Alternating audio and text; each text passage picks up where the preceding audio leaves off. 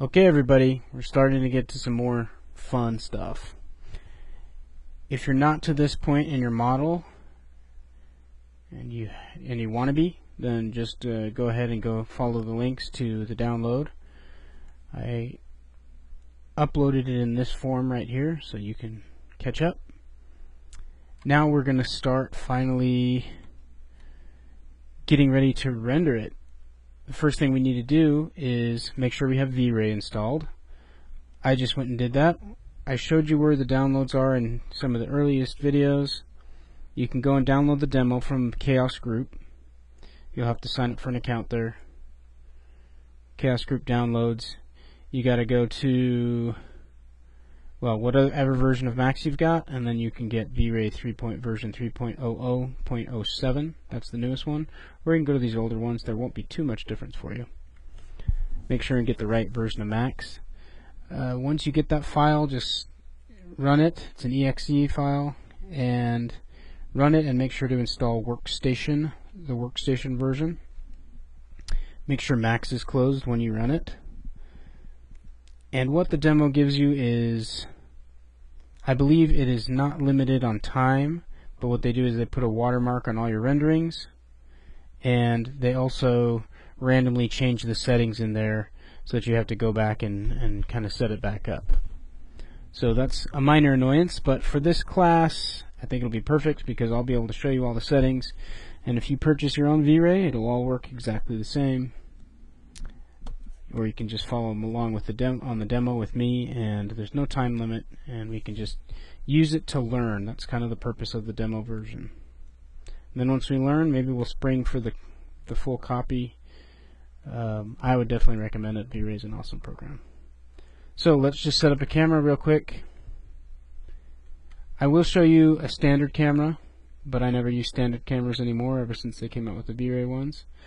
The difference between, okay, so if you go to Create Panel, we have Geometry, Shapes, Lights, and then Cameras. Cameras can drop down Standard or V-Ray. Oh, one other thing, make sure that in your render settings, Render Setup,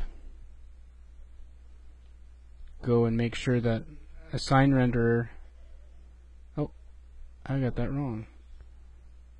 Oh, I swear this was set up right. Okay, V-Ray Demo. Assign Renderer V-Ray Demo 3.00.07. It should come up with all your V-Ray settings. Okay, so make sure that's set up. Once V-Ray is loaded, you'll have these V-Ray options over here. So let's start with a standard camera just in case you want to know how to do that.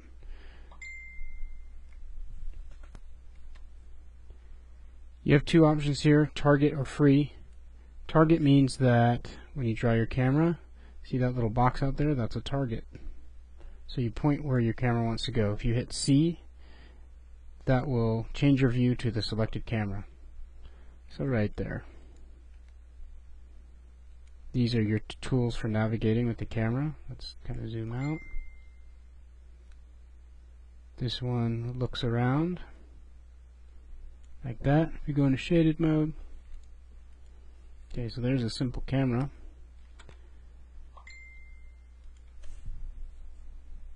A free camera will do essentially the same thing, except it has no target. It just, if you're on the top view and you click it, you get a camera that's pointing down.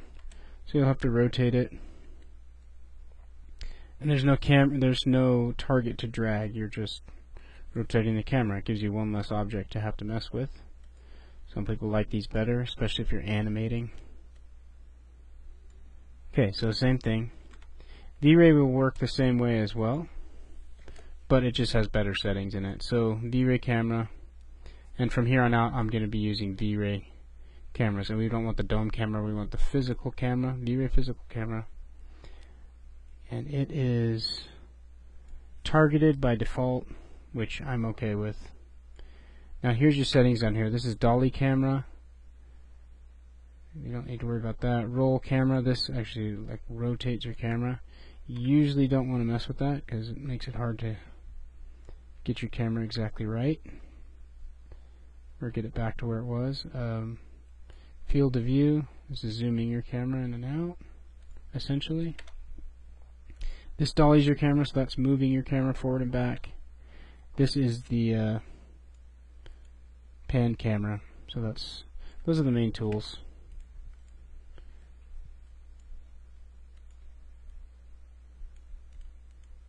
Now, when you're doing architectural photography, you want these vertical lines, like this wall here and this wall here. Those usually want to be exactly vertical. They do that in architectural photography to make it look more correct. So they use special lenses to do that, called tilt shift lenses. In V-Ray, if you right click here on the name V-Ray camera and hit select camera, oh, just kidding, on the plus mark, select camera, and then go into the modify tab, you'll see all the different settings you can do here. If you hit this guess vertical tilt, that will straighten out all those lines for you. And when you're doing renderings, you'll generally want to do that. And that's how you put in a camera, very simple. And then you just start messing with all these settings here. Focal length, if you're familiar with regular cameras, then it'll basically have all the same settings as an actual camera. That's why it's called a physical camera. You usually want to, so if I select the camera and right click and go to the settings for move, I usually like to put if I'm taking a picture of a building as if I'm standing at eye level, then I make sure and set my camera at eye level in the Z axis. So we'll say 5'6", short person like myself. Did that work? Yeah, it did. Okay, so now we're at actual eye level. This might make it look a little more correct. And then I just use this pan camera here to look where you want to go. Make sure and guess vertical tilt, and you'll see that's changing this number. You can see if that's not set, then it's going to be funky. And then your zoom, your focal length right here is just like your zoom on your camera. So that's zooming in and out. That's a super wide angle right there. And if you move the camera in close and keep it at that wide angle, oh, here's another, the truck camera, this little hand here. So we'll bring the camera back down. So you can see that gives you some really dynamic angles because it's such a wide angle lens. It's very skewed, the house now. And this is more photography tips than 3D, but if you zoom way out, truck your camera back up, and then get a kind of like a telephoto lens, you'll see that the angles are much less skewed. Everything looks flattened a little bit, much less dramatic and possibly dynamic. So these are kind of the things you want to consider as you're setting up a view. But as far as the camera goes, these tools down here, the pan camera, the truck camera, I mean, those are the main things you'll be using. Whoops. So those show up when you're inside of a camera view. You can see my view is set to V-Ray camera 01. So I think that I will take a shot from this side over here,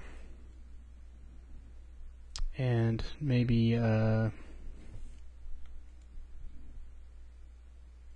select that camera again, get into all those settings,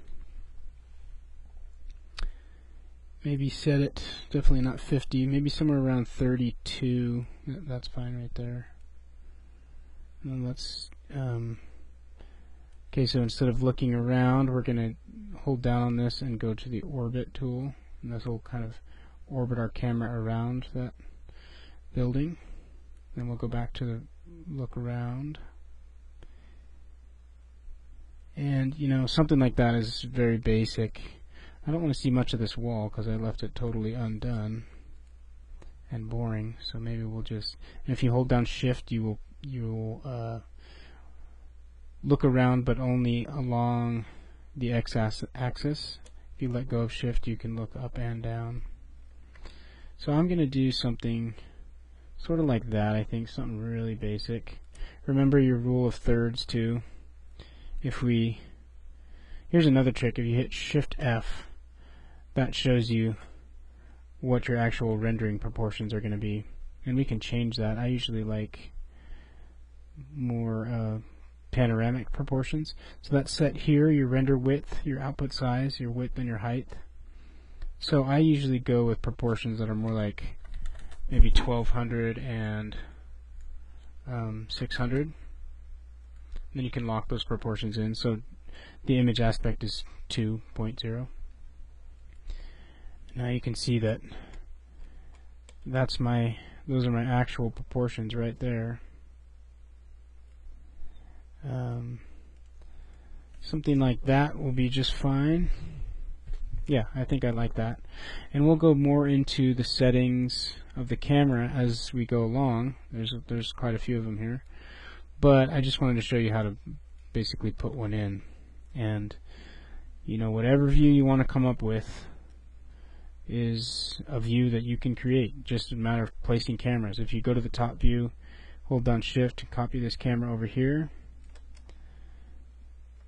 Don't usually instance cameras. That's probably not a good idea. So copy it.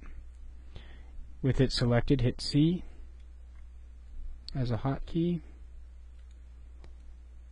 And there's that other view. Okay. So let's come over here a little bit. Maybe do that right there. Zoom out a bit.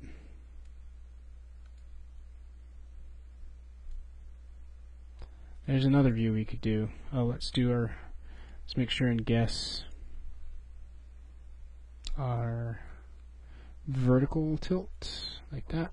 Very slight change there, but still necessary.